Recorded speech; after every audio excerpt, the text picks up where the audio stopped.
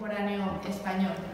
Espero sinceramente que disfruten de esta exposición que estará en este Palacio de la Aljafería hasta el próximo 3 de septiembre y que la ciudadanía siga acompañándonos en nuestra apuesta por impulsar desde la institución parlamentaria y la cultura, las artes, como forma de expresión, pero también de conexión con la ciudadanía.